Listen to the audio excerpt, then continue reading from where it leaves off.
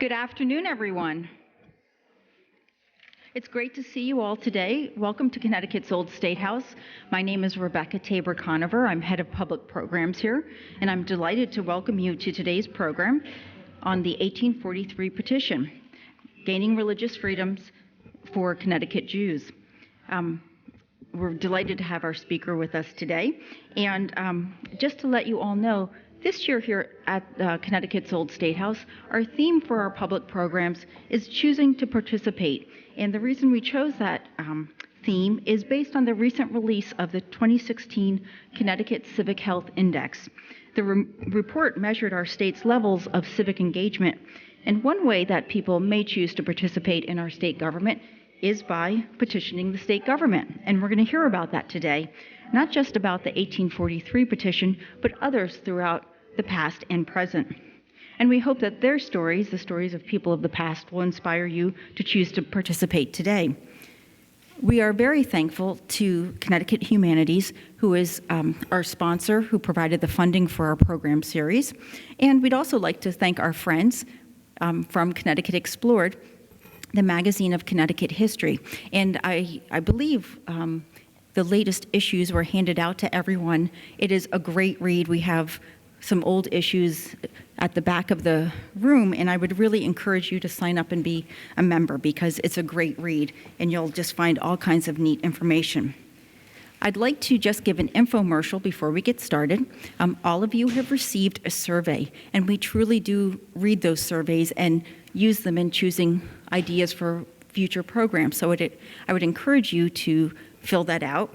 And in just a couple of weeks, we'll have our next monthly conversation at noon. It will be on June the 7th, and it will be on 19th century industrialist, political activist, and community leader Isaac Glasgow, again, another topic with our friends from Connecticut Explored. You can spend all of June with us, should you choose to do so. Right now, we have our pop-up farmers markets on Fridays in May. Beginning in June, the farmers market starts full force on Tuesdays and Fridays. Many Fridays, we will have a free concert. And also, you can join us for a brand new program in June, our Table Talks. There will be one on June the 23rd with Mark Zinni, and another one on June the 29th with retired Fire Chief Charles Teal, who many of you may know. And now that the infomercial is now over, and I've done my due diligence, it is my great pleasure to introduce my colleague at CPAN, as well as my friend Diane Smith. Diane is the Connecticut Network's senior producer for program development. Thank you, Diane. Glad to see you all today. It's nice to have a full house here. If I say the word theocracy to you, what comes to your mind? My first thought when I hear that word are some of the Islamic countries that have theocracies, like Yemen, Afghanistan, Iran. Those are the places that I think of. But when you think about it, for nearly 2 centuries, Connecticut was operated as a theocracy, with the Congregational Church as the official religion of the state. Now, other Protestant sects were not considered equal to the Congregationalists, and Jews were specifically excluded by law. And yet we know from court records that there were Jews in Hartford as early as 1659.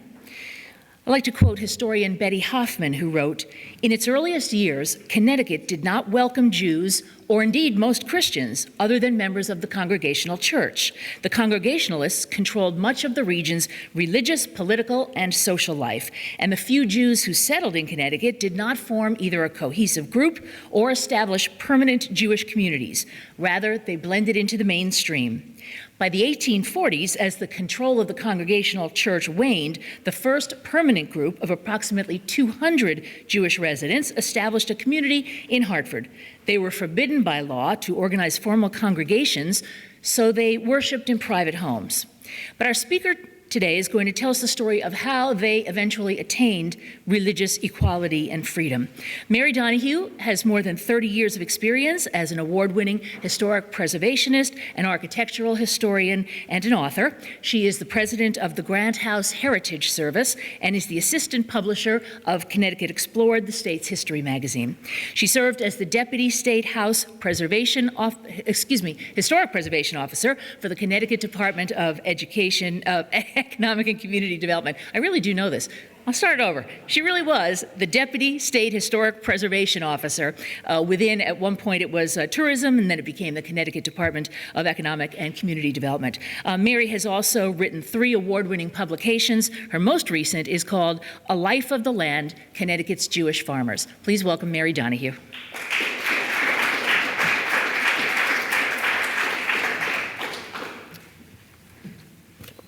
Okay, well, I'm so happy to be here, and I'm so happy to have this great crowd. Last month, we sponsored this talk that involved Nora cupcakes, and I thought, holy moly, you can't compete with cupcake flavors? I don't know. So thank you for coming. Happy to see you. Now, my infomercial is going to be for the wonderful magazine that I serve as the assistant publisher for. In the back of the room are copies of the spring issue that has the story that today's lecture is taken from, so pick up one of those. And another issue is in the back that you could pick up that features these wonderful Hebrew ladies that started the Hebrew home in West Hartford on the cover. So both of those are great issues, and they're available for you to take with them. I want to thank the Old State House for inviting me to participate in today's Conversation at Noon program. And I'm really looking forward to the discussion with the 2 scholars that I'm on the panel with. I also have to tell you that a normal thing that I find at Connecticut Explored is that when you start to write a 2-page story, you realize this should have been a book. And without the support of our publisher, Elizabeth Norman, I wouldn't have had the resources to delve into this story a little more and give it a little more depth than the 2 pages allowed me. I didn't have time to write a book, but I do have some more information than we had in the article. So Elizabeth's intrepid and very supportive. I also had to reach out to a legal scholar who is the definitive expert on this topic, Judge Henry Cohen. He shared his legal expertise and his legal insights with me, which was very helpful. And so this type of scholarship could not happen, however, if we didn't have organizations that save these original documents. You're going to see original documents today.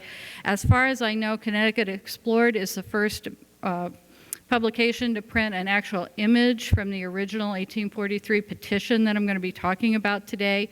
It was thrilling to go to the state library and actually go through the big box of everybody else's petitions from 1843 and find the one I was interested in.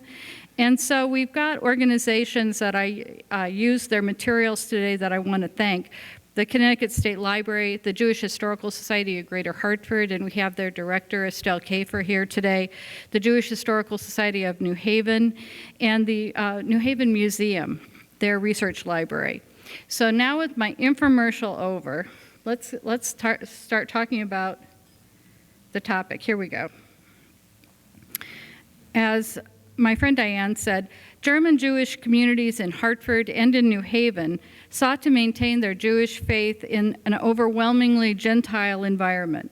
By the 1840s, Connecticut Jews, who were predominantly German before the 1880s, had successfully established themselves as in social and business lives in both New Haven and Hartford.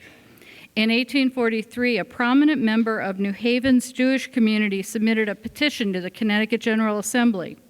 Let's take a look at the petition and see what clues we can find as to why they thought this was necessary. This is the actual petition. Today, we would require a state legislator to propose a bill.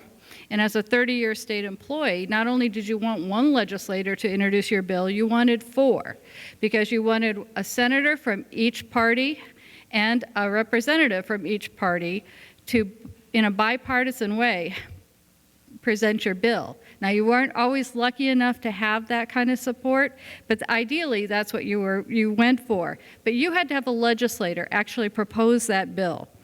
Now, in the 1843, petitions could be submitted directly to the legislature. They'd go to the legislator's secretary and then to the chief clerk. And when I went to look for the petition, they're all folded up about the size of a museum rack card. And on the back, you see the original hand script of the proposer, which we'll talk about, the petitioner, and under that you see shorthand for all the different steps that bill took. All the different committees, clerks, secretaries, and actions that were taken. And to me it was fascinating because today we go to CTN, we can see the hearings right there on the television. You can go to your computer, you can look up and see exactly where a bill stands at any one time. But this is a totally handwritten system that follows the same principles. So it was folded up into a neat little package. The top of the petition, which is on the right, reads, "The petition of Louis Rothschild and others for certain religious privileges." Now let's talk about what the petition actually says. It's fairly short, so let me just read you a chunk of it. The petition reads, "We, the petitioners, having formed ourselves into a society for the worship of God, according to the rights of our fathers, and believing that our excellent Constitution has made ample provisions for all to worship according to the dictates of their conscience, and believing also that the general law on the subject of Christian societies is not broad enough to protect us in the possession of church property and burial grounds, as is the case with our Christian denominations. We therefore pray your honorable body take our cause into consideration and grant us relief in this case by giving us the same privileges and immunities as are now enjoyed by Christian societies of all denominations, which we, being Jews, do not now enjoy." And the petitioners further state that we have prepared a place of public worship at considerable expense, and it is to secure this in the possession of the society by committee that this petition is brought for your petitioners as duty-bound, and we pray that you pass it. It's signed, Ira Merwin, agent for Louis Rothschild and others. Louis Rothschild, a Bavarian Jew, was in New Haven by 1840, and he's listed in 1842 as the owner of a clothing store. He's shown as serving as an officer of Congregation Michigan Israel, this congregation being formed in 1840 with about 20 families. They met in private homes and in a space over a member's store. But the pressing need for a permanent Jewish cemetery helped push the congregation in the direction of filing the petition for religious equality. Known in Hebrew, a cemetery is a house of eternity. The land of the cemetery is considered holy, and a special consecration ceremony takes place on its inauguration. Establishing a cemetery is one of the first priorities for a new Jewish community. A Jewish cemetery is generally purchased and supported with communal funds. Now, interestingly, the person that's cited as the agent for Rothschild, Ira Merwin, does not appear to be Jewish. He is shown in the city directories as being a joiner. He's married by the congregational minister, and he's buried in Evergreen Cemetery, not a Jewish cemetery. But clearly, Louis Rothschild felt it was important to be represented by a Gentile agent in this matter. Now, I started 1843, but as the story progressed, I found out I had to go back to 1662. This is where Judge Cohen came in. Religious equality has a long history has a long history in Connecticut, as Judge Cohen helped me discover. The 1662 Royal Charter, which was obtained from Charles II and drafted in Connecticut, only gave religious and political rights to the Congregationalists, which were the successors to the Puritans. In 1708, the General Assembly granted limited toleration to Anglicans, Quakers, and Baptists, the so-called dissenting churches. And in 1827, as a concession to the English crown, Anglicans were permitted to build their own churches and hold services separately. In 1791, after the American Revolution, 2 statutes were passed to excuse dissenting church members from the requirement that they also regularly attend congregational services, so long as they went to their own churches. Writing in his System of Laws, 1795, Judge Swift, who was a prominent legal scholar and later Connecticut's Chief Justice, reasoned that these 1791 statutes, quote, also applied to, quote, Jews, Mohammedans, and Brahmins, unquote, who may practice all the rites and ceremonies of their religion without interruption or danger of incurring punishment. But it's important to understand why Louis Rothschild's petition of 1843 was necessary. Was that all that we needed? We could be tolerated, that would be fine. We actually have to go back to the state's 1818 Constitution. Until 1818, the Congregationalist Church was the state's established religion, meaning, among other things, that taxes supported it. Episcopalians, Baptists, and Methodists formed a new political party, the Toleration Party, in 1816, and they were determined to sever the relationship of church and state, among other reforms. They were successful, winning the governor's office in 1817 and again in 1818, when they also captured both houses of the legislature, so they were ready to roll. That legislature called for a constitutional convention. And as former state historian Albert Van Dusen notes in his book, Connecticut, the convention and the Constitution adopted that year effected the complete severance of church from state and recognition of complete equality before the law of all Christian sects. Christian denominations of all kinds now could support and maintain ministers and teachers and could build and repair houses for public worship as funded by the members of their church. But the word Christian, which you notice is in the actual language, was not originally in the language of the new Constitution section on religion. The drafting committee's language originally stated that, quote, no preference shall be given to any religious sect or mode of worship, unquote. But at the Constitutional Convention, Farmington delegate John Treadwell, a former governor and a devout Congregationalist, and fellow delegate Pierpont Edwards won out in a debate, which they were opposed by Oliver Wolcott and Reverend Abigail Morris, who were aligned with the Baptist and the Methodist. They won the word change and the insertion of the word Christian for religious. And so thus they limited the new state's religious equality to Christian denominations. It's clear that the Constitution's wording with the inclusion of the word Christian made it clear that Jews could worship privately and hold public office in Connecticut, but Jewish congregations had been purposely denied full religious equality. As Judge Cohen relates, neither the 1818 Constitution nor any statute of that date allowed for organized Jewish assembly, including the right to build and repair houses for public worship. So in 1843, a full 25 years after the state constitution, the Jewish community of New Haven, in need of a cemetery, submitted their petition to the Connecticut General Assembly. First, it was referred to the Judicial Committee for consideration of a constitutional amendment. The committee declined to do that. That's a very voluminous process to do a constitutional amendment, although it was done. But instead, they recommended a special act which was adopted in June 1843 by the Connecticut General Assembly. There's a petition, and here's the actual act, and it's about this big. It's just a tiny bit bigger than an index card.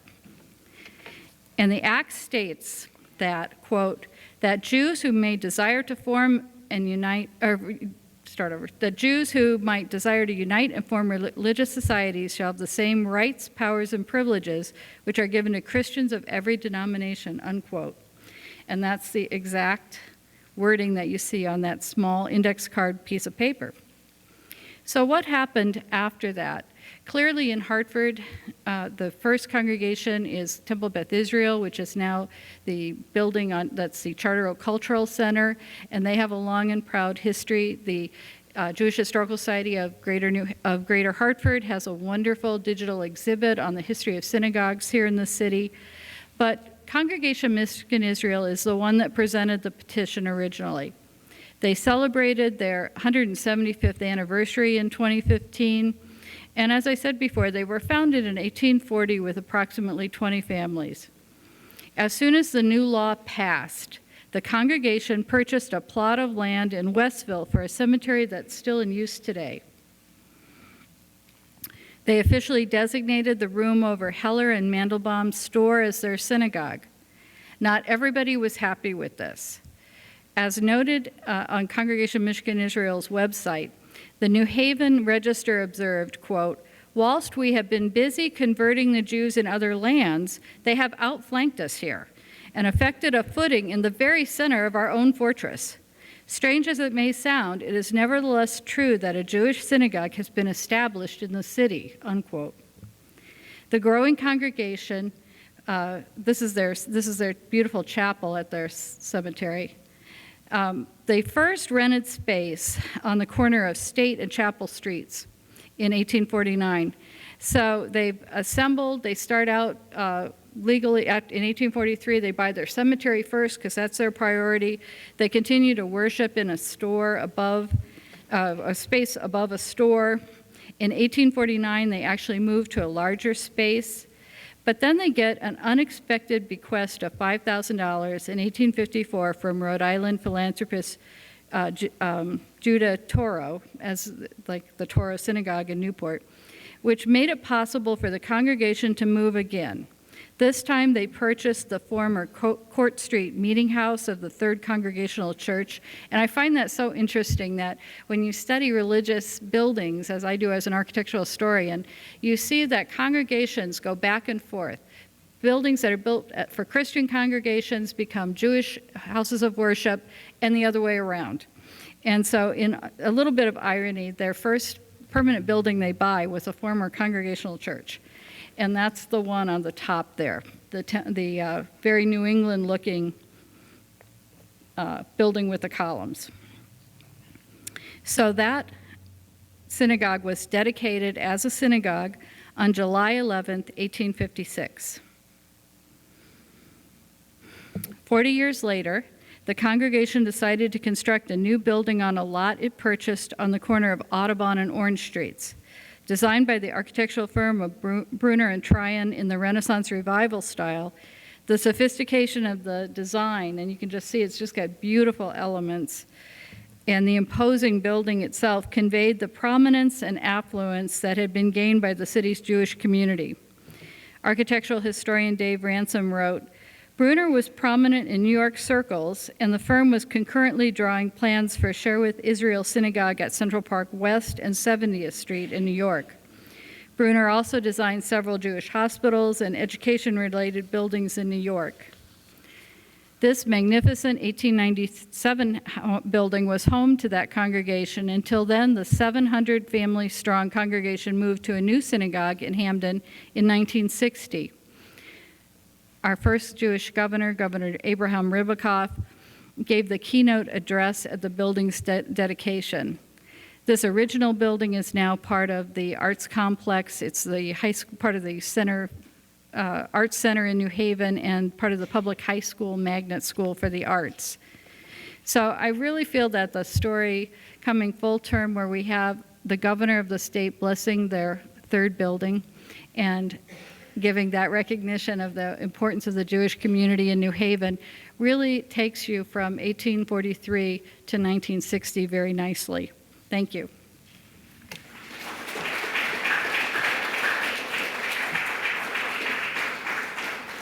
Thanks, Mary. I have our panelists join us. We are recording this program. You can see it on CTN, or tell your friends to watch it on CTN.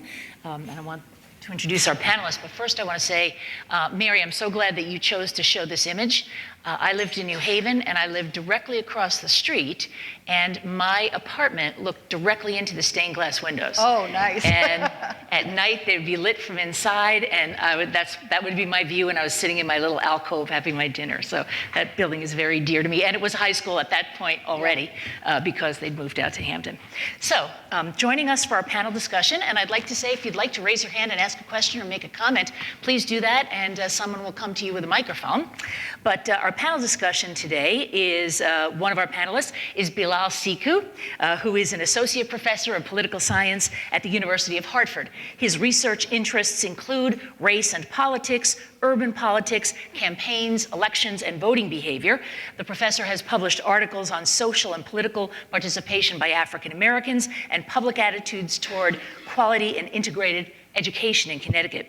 And our third panelist today is Walter Woodward, who is the current state historian. Mary mentioned one of the earlier state historians. Dr. Woodward was appointed by the trustees of the University of Connecticut. He is a faculty member in the UConn Department of History. He serves on a number of boards and commissions that promote, preserve, and research state history, and he is a scholar of early American and Atlantic world history with an emphasis on Connecticut and New England. And Mary, I should say that we did reach out to Judge Cohen, and he really wanted to be here with us today, but he was not able to work it out in his schedule. But if you have the opportunity to look up some of his articles, they really are very, very, very interesting. So, Mary, tell me a little bit first, and maybe, Walter, you'd like to comment on this too. I thought the Bill of Rights established freedom of religion in 1789. So, Walter, why did it take so long for Connecticut to do what it did for the Jewish community? Well, we are the land of steady habits, right? Very steady. You know, it's really interesting because we all believe and today think that the First Amendment established religious freedom in the United States. But the amendment specifically says, Congress shall make no law respecting the establishment of religion. So it applies to the federal government, not to the states. And it highlights that in these early days of the United States, the relative power of the states and the federal government was unclear. And in fact, most people thought when there was a dispute, the states would have more authority. Mm-hmm. In places like Massachusetts and Connecticut, they already had an established church. So they read that amendment as saying, well, Congress isn't going to establish a national religion. We have one, and no one can interfere with it. I see. And in fact, Connecticut didn't ratify the Bill of Rights until, want to guess? 1843? 1939. No. Yeah. Okay, I should have known that, but wow, that's a little bit shocking. Right? Yeah. Professor Sekou, tell me a little bit about what Walter was just talking about in terms of state versus federal. Isn't that an argument that's used very commonly today, in particular with legislation that people say affects religious freedoms? I know for me, my antenna goes up whenever I hear anything about states' rights, right? It just makes me nervous. Yeah. I mean, that certainly was an argument that revisionists like to present about the Civil War not really being about slavery, but being about states' rights. And I think he's absolutely right. You know, when I talk about this issue with my students and I tell them it's really not until the 1920s that we really begin to see this idea of sort of working out the notion fully, at least, that certain parts of the Bill of Rights do in fact apply to the states. And so when you look across a range from free speech to religion to a range of things that we now think of as being sort of fundamental rights, states routinely violated those things, and they were permitted to do that because it was thought that the Bill of Rights really didn't apply to them, that it really applied to the federal government. And that's really that tension between the Federalists and the Anti-Federalists and the whole debate about creating this government and how powerful would that government be. Yeah. Mary, what does it mean to have an established church, an established religion? What did that mean for the Congregational Church in Connecticut? Well, I think the big benefit to the Congregational Church is that everything else revolved around it. They were actually tax supported. So even though these various laws came into effect that gave Anglicans and Methodists and Quakers the right to worship in their own house of worship and attend regularly, and they didn't have to go to services at the Congregational Church, they still, with their tax dollar, had to support that church. So it isn't until that 1818 Constitution cuts that cord that the Congregational Church is not actually tax supported.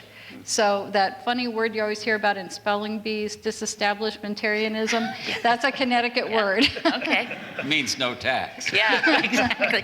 If I can just add something to that, because this is something we don't really realize, but when you go back into the records, you see it so clearly that not being a Congregationalist in Connecticut carried penalties that extended far beyond the church. You became something of a social pariah. And in fact, economically, people would discriminate you if you wanted to hire somebody and you could choose between a Congregationalist and a Baptist. The thumb was always on the scale for the established person. So there's a lot of social stigma in addition to having to pay taxes to support the church. And it was that feeling that we are being treated like second-class citizens that finally united the Anglicans, the Baptists, the dissenting churches, all to join in this toleration party, overthrow the standing order, and do the Constitution of 1818. They might not have done it if the issue was religion the way many of us think of it as a Sunday practice. But being a dissenter in any form carried a penalty in every aspect of your life. Interesting. And Professor Sekou, early in Connecticut's history, weren't the congregational churches in some cases the governing bodies of regions, establishing schools and what have you? I mean, I think for a lot of us today to really sort of place ourselves back in that period and to really understand the role in which religion played in the lives of people and how it sort of shaped decision-making, and it shaped, as you were just describing, access to certain kinds of opportunities, whether it's political office or access to many of the things that we now take for granted, that this is an era in which, that just didn't exist. And I think for many of us, particularly as we sort of think, and I'm not a historian but a political scientist, but I read a lot of history, and but you get the sense that people's understanding of the history of our country is a lot different from the reality of the history of our country. And we think of it being a place where people fought for tolerance, they fought for certain kinds of individual rights and liberties, but they were also quite willing to place real restrictions on minority views, minority point of views, minority religions. And as I like to always tell my students, I say the problem that most people have is not with people who agree with them, it's the people who disagree with them. Right. So if your religion is different from mine, there's a problem with it. But if we all believe it, no matter how wacky it may be, we all believe it, and that's what matters. Yeah. Mary, I thought it was interesting that you mentioned this in your talk, and as I was reading some other articles and some essays in a very good book that I took out about Connecticut Jews, it was interesting to me that people had already established themselves well in business, in social life, and you even said they were allowed to hold public office, and yet they were worshiping in private homes because they couldn't have a house of worship. They couldn't own one communally, exactly. And it's funny because 25 years ago I worked with Estelle's organization, the Jewish Historical Society of Greater Hartford, and we did a survey of historic synagogues statewide, and we found about 45 buildings statewide.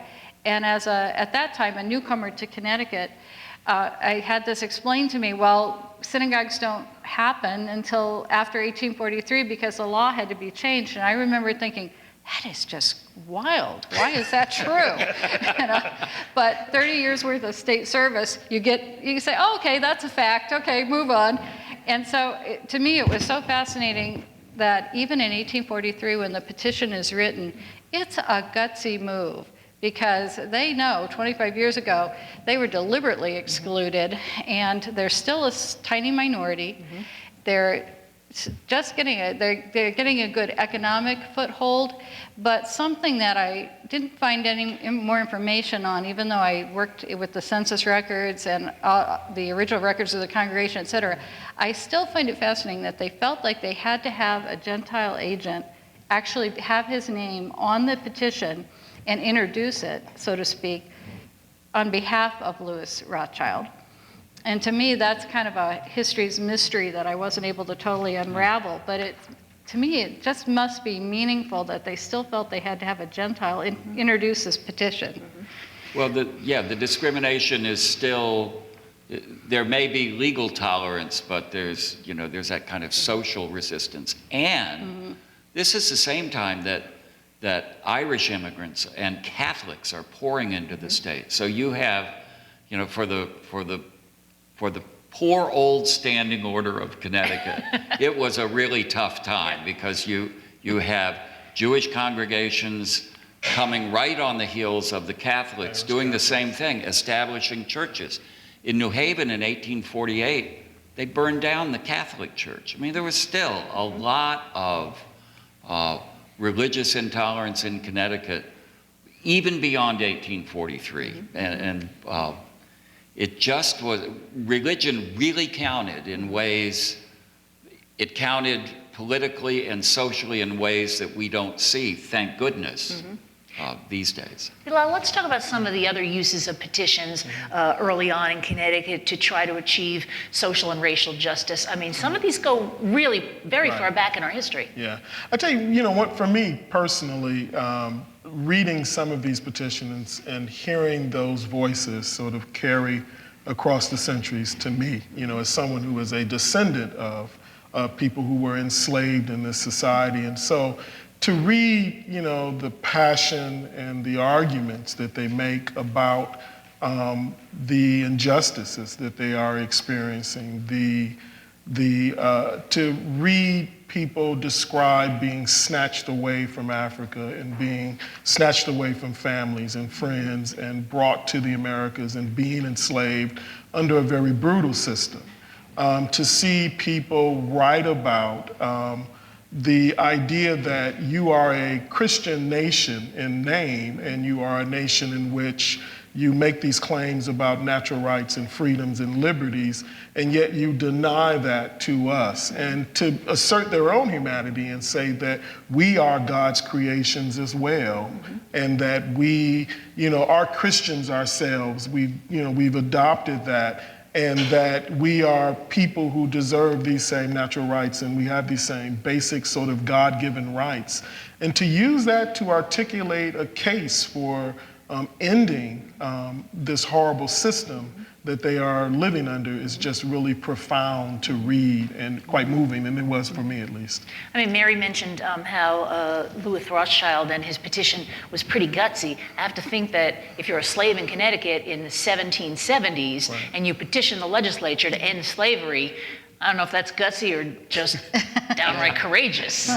Yeah. I mean, I think for some of these, certainly having allies among whites who are willing to also help shoulder that burden. I think when you were sort of describing why have a Gentile do that, I mean, that's a part of broadening this struggle and including others and having them also shoulder that responsibility for doing the right thing. And I think, in this case, you had whites in the state who had been agitating for the end of slavery and were willing to work with other blacks and to help them sort of move this, through the process. And unfortunately, it falls on deaf ears when these petitions are submitted to the governor or to the legislature. They go nowhere, but they're really powerful to read, and some in their simplicity, others just in their passion, but particularly the juxtaposition between freedom and liberty and enslavement is just really powerful for that particular moment.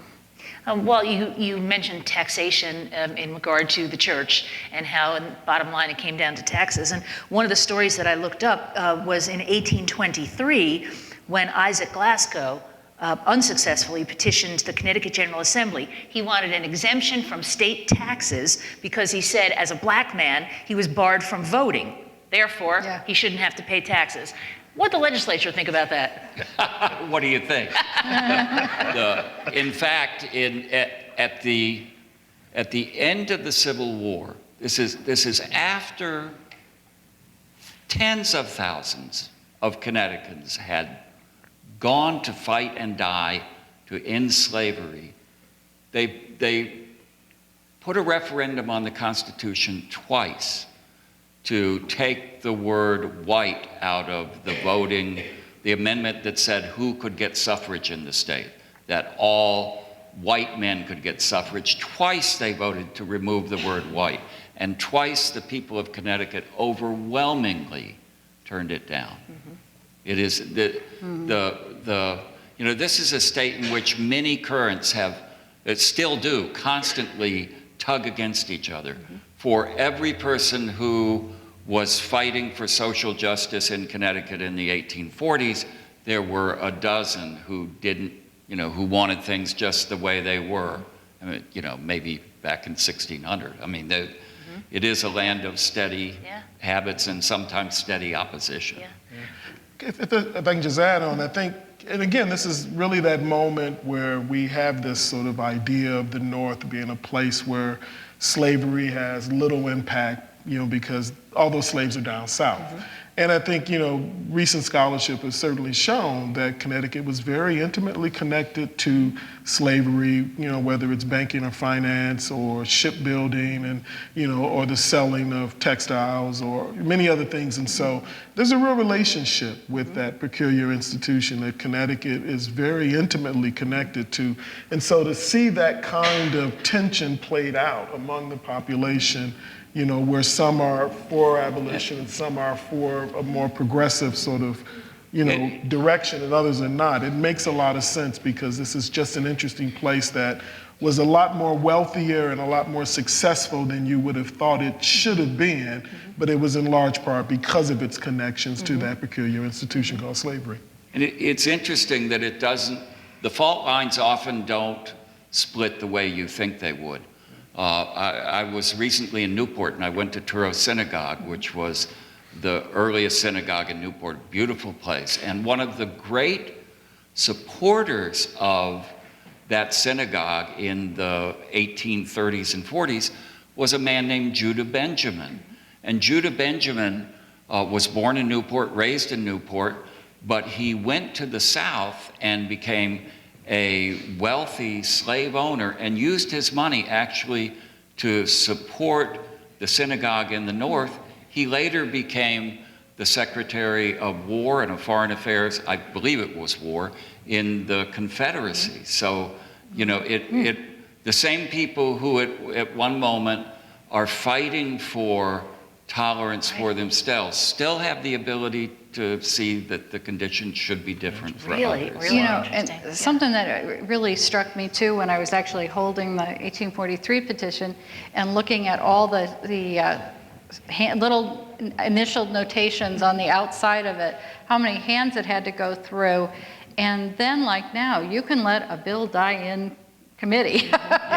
And so I couldn't find any direct testimony or newspaper articles that said, yes, Jews should be given this right. And so they really had to, behind the scenes, have had enough political pull to have that petition go forward and literally not die in committee, because it was not a very transparent process. It certainly isn't like today's transparent process where you can see exactly what desk that bill is on. It went to the clerk, it came back to the clerk, and it could have sat in the first committee, the judicial committee, and gone absolutely nowhere. And so I think it's so intriguing to think about how much political clout you have to try to put together to have this go forward.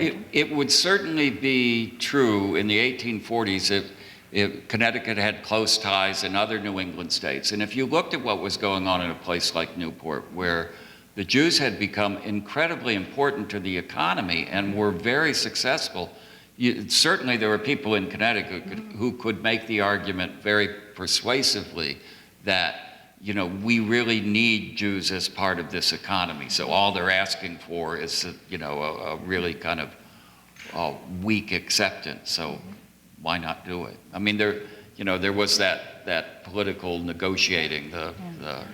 If anybody has a question or a comment, please bring the microphone right over here. I have a legal and constitutional question. It's a standard today that to preserve separation of church and state, one of the standards is that the government cannot prefer one religion over another. That's a standard today. And I'm wondering when that moment arrived in Connecticut. I would understand the 1843 petition not to have done that, because what we have, as I understand, is this clause in the 1818 Constitution, which uses the phrase Christian sect or something to that effect. Christian society. The petition didn't remove that. It's still part of the Constitution. So what the petition did was extend the privileges to Jewish residents of Connecticut, but nobody else. So presumably Muslims would not be covered.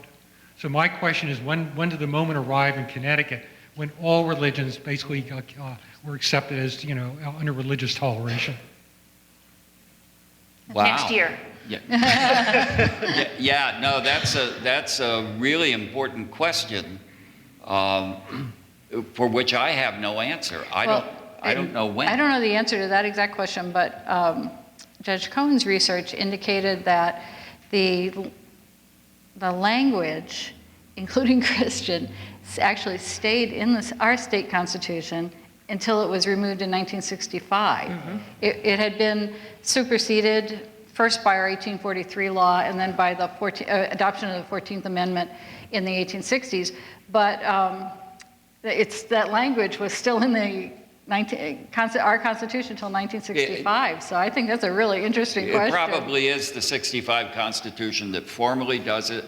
If you think of Zephaniah Swift's 1795 argument that Mohammedans have a right to practice informally, somewhere between 1795 and 1965. And I'm sticking with Give or it. take a year or two. That's very precise. I think the gentleman over here had a question. Did you have a question, sir? Okay, great. Who else had a question? Raise your hands if anybody had a comment or a question. Okay. 1 minute while he gets you the microphone. Could you describe the process through which the petition ran in the General Assembly? Was there opposition? What was the final vote? What was the result? Yeah, the notations on the outside of the petition give you the basic framework, and what they do is they send it to the Judiciary Committee from the clerk after it's been accepted by the secretary. The Judiciary Committee was requested, and I couldn't find it, it doesn't say it on the petition specifically, but the understanding is that the petition requested a constitutional amendment to the 1818 Constitution. And the Judiciary Committee rejected that completely. So it goes back to the clerk, and it's written on it declined. And then it goes to there's a Rules Committee it goes to, and then there's a missing link that I couldn't find where there's nothing that says, refer this for just a bill. So the back of the petition doesn't have a notation on it anywhere in all that little initialing, which you can see in the illustration we used in the magazine, as to where it's going back and forth from committee to committee and back to the clerk. It's just saying that it's declined and it's sent back and it's refused. There's no notation that says, well, let's just do it as a separate bill. Now, when you unfold the petition, there's 3 pieces of paper. And one is the handwritten petition, and one is just almost like a blank piece of paper that has a signature on it. And then there's the index-sized piece of paper that has the act on it. So how they went from declining it and refusing to consider it as a constitutional amendment to introducing it as an actual bill for just an act, I couldn't find. And I did check the Hartford Courant, the digital Hartford Courant, and kept reading the reports, the daily reports from the legislature. And just as an aside, it's kind of interesting that several of the statutes that are also passed right in that same religious section affirm the right of the various churches to conduct their business. And so there's still this lingering idea that property exchanges and other acts done by these other Christian churches still aren't entirely legal without this further stamp of approval in the 1840s.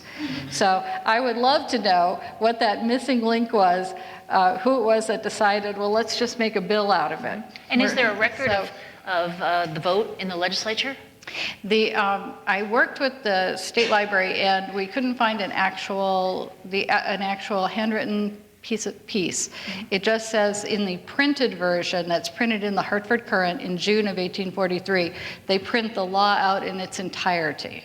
So it crops up in the daily reporting of the Hartford Courant pretty fast. Wonder if it's one of those laws that shows up between midnight and 2 on the last day of the session. I thought they just started doing that. Oh, no. I believe some of those are known as rats. Okay. Were there questions over on this side of the room? So one of the things that sort of caught my ear when you were talking about the 1843 petition was the fact that they used the term privileges and immunities of citizenship. And since it was 1843, it was before the 14th Amendment, which actually used the term privileges and immunities. But one of the things that to me seems kind of ambiguous is the fact that privileges and immunities of citizenship, even to this day, are still very ambiguously defined. And the point of the 1843 petition being to be able to worship openly, that seems to be one of the things that they define privileges and immunities to be. But does that go any deeper? And if so, how deep does that extend? The 1818 Constitution gives 4 basic privileges to Christian societies, religious societies. And one is that they have the right to form, one is the right that they don't have to attend church or the Congregational Church, one is that they can hire their own ministers and teachers, and the other is that they can build and repair houses of worship. So those are the 4 things in 1818 that they think are important to create a religious society or to define a religious society. Well, do you have any? Well, no, it's interesting. Those 4 privileges, though, are very kind of congregational in their orientation, that you can hire your own minister, that you can build your own church. So even as they structure toleration, they structure it in a context that is they're really guaranteeing the same privileges that the congregational churches have always claimed for themselves. So the 1843 petition is just saying we want those same privileges that have been extended in 1818 to Christian societies. And the immunities, it's the immunity from taxation. Nobody got taxed after 1818. Bilal, what's the difference between a governmental petition and a non-governmental petition? Because we've all signed petitions, but they don't necessarily have any moral force or any legal force. Right. Well, and again, I'll let them sort of lay in on the technical, but when I sort of think about what happens, I mean, there's this idea of a petition that is sort of presented to, a legislative body in order to try to sort of bring about some sort of change in law or something, which is sort of different from, the tons of them I think I get through email now that sort of comes to me and asks me to sign this. And I'll normally sign it and then shoot it off, and then it'll ask me to send it on Facebook and send it an email to somebody else, and then I normally forget about it, after that. And they may or may not be sort of directed at public policy and law and trying to make some change in that sense. And so for me, part of this distinction about what petition and what petitions can be used for sort of draws on that. I mean, these other things raise consciousness and awareness about many issues. I tend to become a bit sort of cynical about some of them. I think they are more sort of connected to building a list, for mailing and contact and fundraising.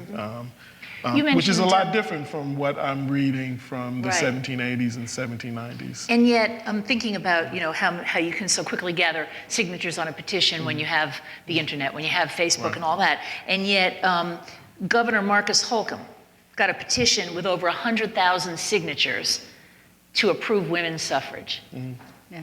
Right. That's an astonishing number of people to be able to hand carry those petitions. Yeah. They took it to him and... Right, yeah. I mean, in something like that, I mean, in the context of the passage of the 19th Amendment and that sort of larger context and really trying to push this very historical moment forward, that has a kind of force where it's saying, that there are lots of people out here within your state who care about this issue and want to see this issue moved. And it becomes a lot more difficult to deny something like that when you've got, a large number of folks sign. I mean, I'm sort of struck in reading some of the earlier petitions, that there's a small group of people who are making this very strong moral argument about, the abolition of slavery, but it's not sort of, all of the slaves and 25% of Connecticut's population who are behind this. So, these are quite different animals in terms of what you're, seeking to accomplish, with doing that, where you're bringing in sort of this large number of people. I was watching the other day a movie about the abolition of the slave trade in England, and sort of when Wilberforce comes in, he just sort of rolls out this scroll of signatures, right, in the Parliament, and making this argument that, the English people are for an end to this very horrible trade. That has power and force. I really do. One of the most important documents in the Harriet Beecher Stowe House collection is a group of petitions signed by women in England, over 500,000 signatures that are signing in favor of abolition of slavery in America. And that was English sentiment against an American practice. And of course, with the petition that Marcus Holcomb received, it was 100,000 people who can't vote. Right. So, so he basically said, I think we had a question over here. Do you have a question? Was it the 1818 Constitution change that let Catholics have the full rights in the state? Or was it before or afterwards? well, the 1818 Constitution, in fact, this is a good example of how you can have the right but still not have the acceptance. The 1818 Constitution guaranteed freedom of practice to all Christians. That would theoretically include Catholics. But when the first Catholic minister, who was a itinerant from New York, came and asked to preach a sermon, he had come to New Haven to administer last rites to someone who worked on the canals in the 1830s. When he petitioned in New Haven to use one of the buildings to conduct a mass, they said, "We have no popery in New Haven, and we will have none." And 4 years later, in 1829, when the first Catholic Church formed in Hartford, the Connecticut Observer printed, and I'm paraphrasing the statement, "What will they say in years to come that here in Hartford, in Connecticut, a papal mission was formed in the year 1829. So the right was there, but the practice was fought for and earned over time. It's the old story. It's kind of interesting because I was just thinking about what Vicor just said about these, where you have petitions where you're rolling out as many names as you can find. The 1843 petition only has 2 names on it. One's a Gentile agent and one's Louis Rothschild, and it just says, "and others." And I wonder, it's Louis Rothschild and others. And I wonder if that's, they were a small minority group to start with, so they wouldn't have had reams of signatures to be able to roll out. And so it's interesting that they went with that strategy of just choosing one congregation officer and having his name on the document. And I would love to know what they thought about that. Do we have a few more questions? We have a few more minutes. Yes. A couple of things about Harriet Beecher Stowe. When she went on that speaking tour and got those 300 signatures, she was not allowed to speak. Yeah. She wrote down her speech and Wow. her brother gave it. Anyway, that's not what I was going to tell you, but I do want to recommend a delightful book written by Harriet Beecher Stowe called Poquannock People. Poquannock People, and it's a novel, but it depicts her life as she's growing up in Litchfield with her Congregationalist father, and the Episcopalians move in. And you would think that the devil himself had arrived. So I read this book while taking a fabulous course through Capital Community College on Mark Twain and Harriet Beecher Stowe last fall. And if you are of a certain age, you can take it for free. And they're offering it next fall. I'm putting in a plug. I didn't even know I was coming today. Yeah. But best course I've ever taken on Twain and Harriet Beecher Stowe. But anyway, this book is just delightful. I recommend it, Poquonock people. Can I take a guess at the spelling? P-O-Q-U-O-N-O-C, Poquonock? N-O-C-K, I think? N-O-C-K, yeah. I could never really spell it. There was a native tribe in Windsor Yes, that were the yes. Pequannock. But it is really delightful, and people who really didn't want to go to church, they felt they had to go. Yeah. You know, they just had to go to be respected. And one more thing about Truro Synagogue, I believe there is an escape tunnel underneath. Did you see that? Yeah. There is Here's the latest interpretation on that. Fresh, hot off the presses last week, is that there is a trap door under the synagogue, and the lore is it was an escape tunnel in case persecution showed up. But in fact, there is no tunnel. It doesn't go anywhere, and what they think it was storage. But it's a much better story as an escape tunnel. We have time for one more question. Do we have one more question? I think it's one In the back. In the back. So it is with great trepidation that I tell you that I'm the minister of the Church of Christ in Hartford. You're welcome here. But this is amazing what we're doing here today. But I just want to say to you that one thing I walk away with this afternoon is something about our human condition, is that oppression is internalized. Here's a city that was, the founder whose statue is right there was the first minister of the First Church of Christ, who left England because of his theological views. And he left it not willingly. I mean, the authorities was looking for Thomas Hooker, so he went to Holland. And then he came to America, and he bumped heads with John Cotton in Massachusetts because of the Book of Prayer.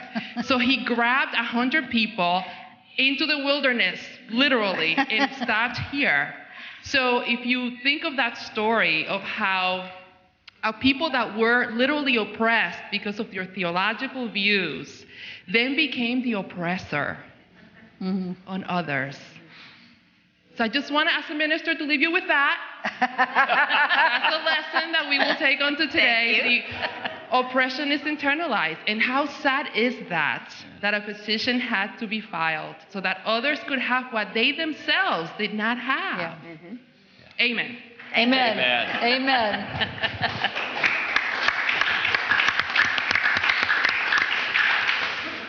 I can't think of a better way to close the program than that. So thank you very much for coming today. It was wonderful to have you. And thank you all for coming. And do let your friends know that this will be available online at ct-n.com and on CTN on your television sets. And thanks for being here. Thank you, 3-2. Thanks.